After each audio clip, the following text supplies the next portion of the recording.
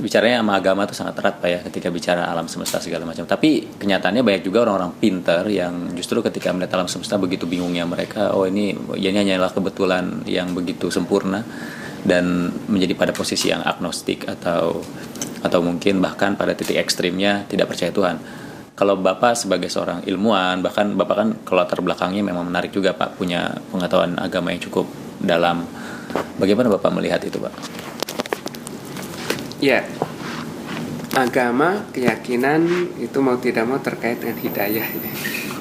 Jadi ada faktor hidayah. Sebagian ada yang kemudian dengan logikanya dia bisa menemukan Tuhan, dia bisa mendapatkan hidayah.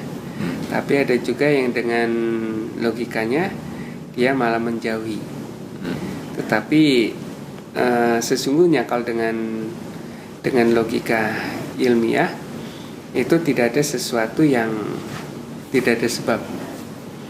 Jadi terkait dengan hal-hal yang ada di alam ini pasti ada sumber yang menyebabkannya. Dan ketika sebut aja ditelusur,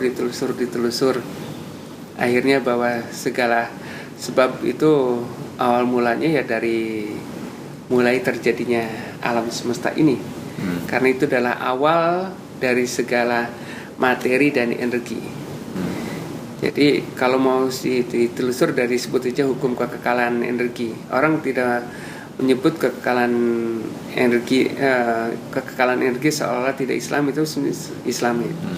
Jadi kekekalan energi, bahwa energi itu tidak bisa dihilangkan dan diciptakan.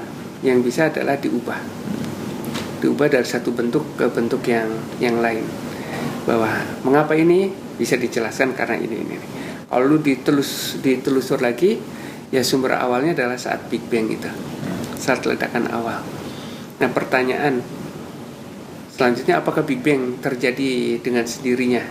Ya pasti ada menciptakan. Yang menciptakan pasti yang Maha Kuasa.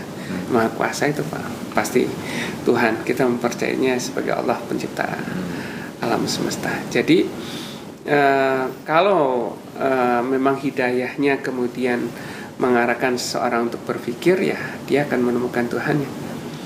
Tetapi kalau memang dia tidak mendapatkan hidayah, bagaimanapun juga mungkin ada orang walaupun diajak untuk berpikir logis, ya tetap dia menganggap segala sesuatu ya seperti apa yang terlihat secara fisik itu, ya seperti itu.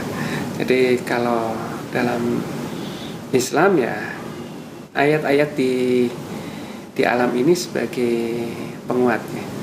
Inna fi khalqis samawati wal ard wa ikhtilafil laili wan nahar la ayati liulil albab. Sesungguhnya dalam penciptaan langit dan bumi dan pergantian malam dan siang. Ini bahasa yang khas di dalam Al-Qur'an.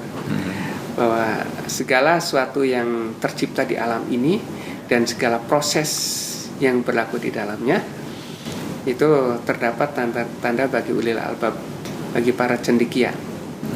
Cirinya ada 4. Nah, kalau cendekiawan ulil albab, pertama adalah senantiasa ingat kepada Allah. Jadi yang pertama ingat kepada Allah dulu.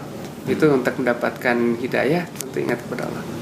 Jadi alladzina yadhkurunallaha qiyaman wa qu'udan wa 'ala junubihim wa yatafakkaruna fi khalqis samawati wal ardh. Jadi senantiasa berzikir dalam keadaan berdiri, duduk atau berbaring, artinya dalam segala situasi. Kemudian wa tafakkurna fi khalqis samawati wal ardh, dan bertafakur tentang penciptaan langit dan bumi. Itu ciri yang kedua. Berzikir kemudian berpikir. Kalau dijumpai sesuatu yang mengagumkan, sesuatu yang menakjubkan, sesuatu yang istimewa, dia bukan menepuk dada. Inilah keberhasilan aku, bukan. Tapi dia mengatakan Rabbana ma khalaqta hadza batila. Tuhan kami, tidak engkau ciptakan semua ini dengan sia-sia. Ciri yang ketiganya seperti itu.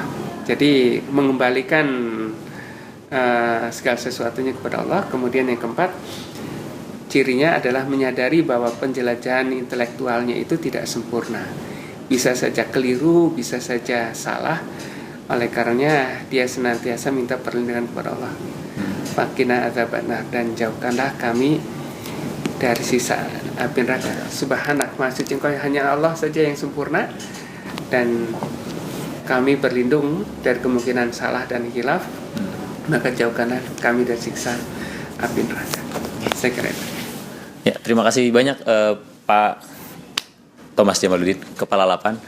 Dan demikian wawancara kami dengan Kepala Lapan Bapak Thomas Jamaluddin. Terima kasih atas kebersamaannya. Sampai bertemu kembali dengan tokoh berikutnya di Manusia Indonesia dan Arah.com. Terima kasih. Wassalamualaikum warahmatullahi wabarakatuh.